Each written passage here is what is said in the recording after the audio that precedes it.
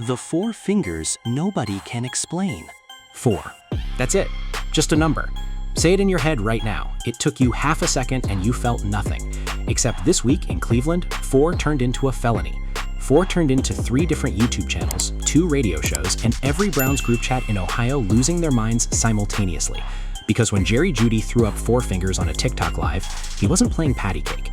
According to about half the internet, he was picking a side in the most explosive quarterback competition in the league, then spent the next 2 days pretending cameras don't exist. Y'all cut the clip perfectly for that narrative. Y'all can never get in between this, you know what. That's Jeudy's actual response once ESPN Cleveland posted the clip. And dog, that's not a no comment. That's a man swinging back before he's even fully awake.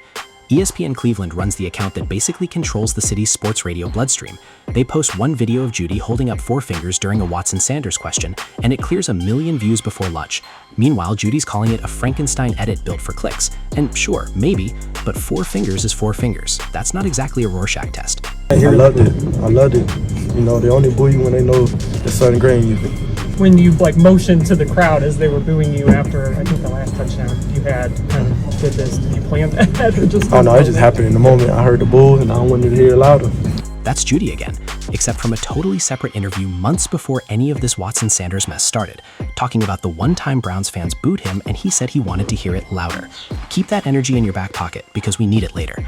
A guy who tells you straight up he enjoys getting booed is either built different or he genuinely does not care what the fan base thinks of him, and either read makes the next 48 hours make a whole lot more sense. They do the talking, I do the living. Different roles, ultimately flexing. And less than a day after the internet accused him of throwing his own quarterback room under the bus, Jeudy drops this exact caption on Instagram, right next to a photo of him and Deshaun Watson rocking matching watches. Call that a coincidence if you want. I'm not going to. Nobody writes different roles ultimately flexing underneath a photo with one specific quarterback by accident. So that's the hook. 3 clips, 3 completely different moods, same receiver at the center of every single one, and by the time we're done here, you're going to understand exactly why half of Cleveland thinks Jerry Jeudy told on himself in real time. Here's the actual setup. No rage bait required. The Browns are running one of the strangest quarterback competitions the league has seen in years. On one side, Deshaun Watson, 9-year veteran, 2 separate Achilles surgeries, a contract this front office is still paying off whether he ever throws another pass or not. On the other side, Shedeur Sanders, the guy who fell out of the first round in the draft, got memed into oblivion for the slide, then turned around and earned a Pro Bowl alternate nod as a rookie. Todd Monken, first-year head coach, has not named a starter. Nobody outside the building actually knows who's taking snaps week 1, which means every scrap of information, a live stream, a caption, a hand gesture, turns into forensic evidence for a fan base that hasn't had a real answer at quarterback since before half these players were born. So when somebody in Jeudy's TikTok comments asks who he wants under center, and he throws up 4 fingers, Watson's number, live, in front of thousands of people watching in real time, that's not nothing. That's the wide receiver version of texting your ex ooh up in a group chat you swore was private. And it's made worse by the fact that Jeudy's already been dragged into this exact storyline before. Remember the sideline confrontation with Sanders during that ugly loss to the 49ers, where cameras caught Jeudy clapping and getting animated at his own rookie quarterback? Different game, same pattern. This isn't the first time Jeudy's body language has said more than his press conferences. Let's talk numbers for a second, because the money side of this makes the whole thing messier than a simple who's better argument. Watson's still working through the back half of a fully guaranteed contract that Cleveland's front office committed 2 years ago, the kind of number that doesn't just disappear because a guy tears an Achilles twice. Sanders, meanwhile, fell all the way out of the first round on draft night despite being talked about as a potential top pick most of that cycle, landed in Cleveland on what amounts to a bargain rookie deal, then went out and quietly outplayed the price tag as a rookie. Todd Monken's publicly complimented both of them through the offseason program, praising how far Sanders has come and how Watson's athleticism still shows up in practice reps, which is coach speak for, I genuinely have not decided yet. That's the tightrope this entire quarterback room is walking, and Jeudy just put both feet on the wire with one TikTok live. I don't speak on decisions that aren't mine to make. I support my teammates, brothers. I do my job and control what I can control. Let's stop creating narratives that aren't there for likes and clicks. I bet this won't go viral because it's too positive/real for y'all. That's the official cleanup statement, the one that sounds like it got workshopped in a group text at 2 in the morning with an agent on the line. And look, taken on its own, that's a perfectly reasonable thing for a receiver to say. Nobody wants a guy publicly campaigning for one quarterback over another before camp even opens. But that statement is trying to retroactively erase 4 fingers thrown up live on camera, and words on a screen just don't hit the same as statement. You are the one that went on live and somebody asked you who you want to start, and you, in every single angle, way, and form, showed Deshaun Watson's number. That's the pushback, and it's the exact hole in Jeudy's cleanup statement. You cannot unring a bell you rang yourself, on your own live stream, with your own hand. This is where the real debate splits the room in half. One side says a receiver's allowed a private opinion and got outed by a bad faith edit. The other side says a 9-year vet with a Pro Bowl on his resume doesn't accidentally hold up 4 fingers on a hot mic live stream the second someone asks him a quarterback question. Pick a side. Cleveland already has, and it's not exactly split down the middle. And it's not just Jeudy fueling this. Watson's had public cosigns from guys like Chad Hudson and other veterans in his corner for years now, the same crew that's been in his corner since Houston. Meanwhile, nobody stepped up publicly for Sanders the same way, at least not from inside that receiver room, and that silence is doing almost as much damage to the kid's case as any 4-finger salute ever could. Naturally, the national media piled straight onto this the second the clip hit 1 million views. First Take, The Herd, every Drive Time Cleveland radio show, all running the same segment with a different coat of paint. Is the locker room already turning on Shedeur Sanders before he's even locked down the job? Skip Bayless built an entire career off exactly this kind of storyline, and Stephen A. has made a living turning quarterback controversies into appointment television. None of that changes what actually happened on that live stream, but it does mean this thing isn't dying down anytime soon. Every fresh take just throws more gasoline on a fire that started with 4 fingers and a TikTok comment section. Why would you want the second-year player that had 7 touchdowns and 10 interceptions last year to start? This is where the story stops being about a hand gesture and turns into something closer to a mob family succession fight.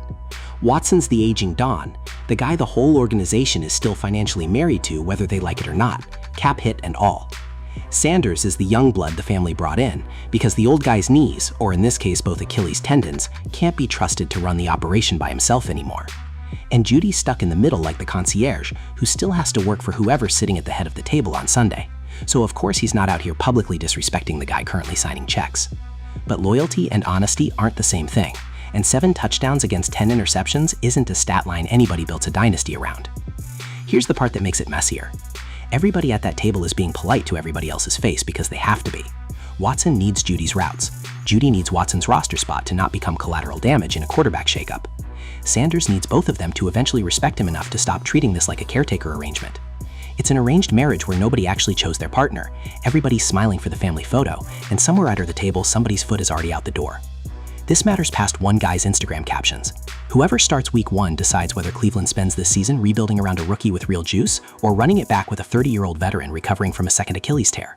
It decides whether Sanders' rookie buzz turns into an actual career trajectory or gets buried behind a quarterback the front office is contractually stuck with for another year minimum.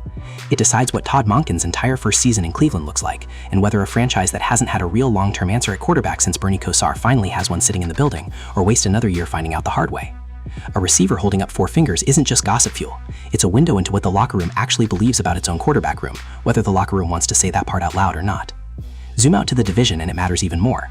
The Ravens and the Steelers aren't sitting around waiting for Cleveland to figure its quarterback situation out. Every week this competition drags on without a clear answer, as another week the rest of the AFC North gets to build a real game plan while the Browns are still arguing about who's even taking the first snap. Uncertainty at quarterback doesn't just cost you individual games, it costs you an entire training camp's worth of reps that could have gone toward building continuity with whoever actually ends up starting.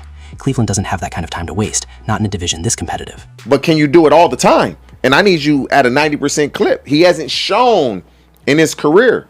When he came out of Alabama, I 100% thought he was that guy. Yeah. But over the course of his career, he's shown he's not. Jerry Jeudy is talented, but they need a guy that it's one-on-one. I'm going to him.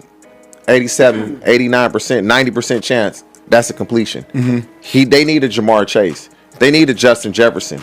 And here's the part that should worry Cleveland more than any hand gesture ever could. Nobody in this entire saga is out here arguing Jeudy himself as a true #1 option regardless of who's throwing him the football. This is a guy who finished near the bottom of the league in drops last season. So maybe before he's out here unofficially adjudicating a franchise quarterback competition through a TikTok live, he focuses on not letting the ball hit him in the numbers and bounce off. The ripple effect here is almost funny if you sit with it. A receiver who can't consistently be trusted to catch the easy ones somehow ended up accidentally deciding who starts under center for an entire organization, all with one hand gesture. Cleveland's mad at the wrong guy for the wrong reason. He shouldn't be getting dragged for tipping his hand. He should be getting dragged for the drops.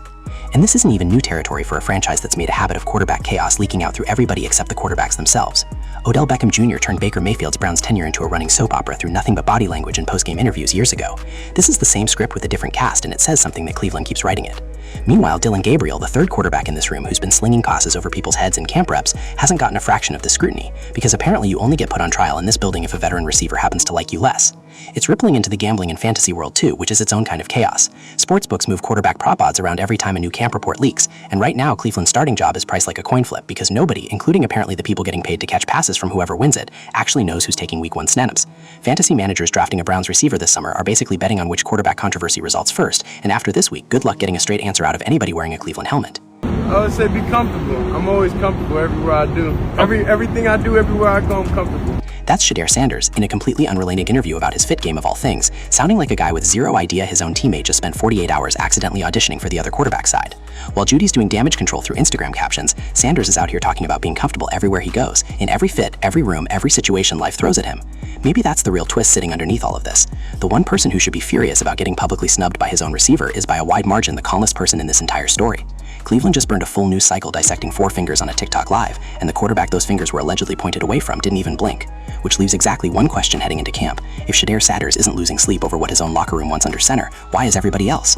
Maybe because Cleveland's been burned by quarterback rooms before, and everybody in this city has learned the hard way that silence from the guy who should be angriest is never actually silence. It's just the calm sitting right before the real decision gets made.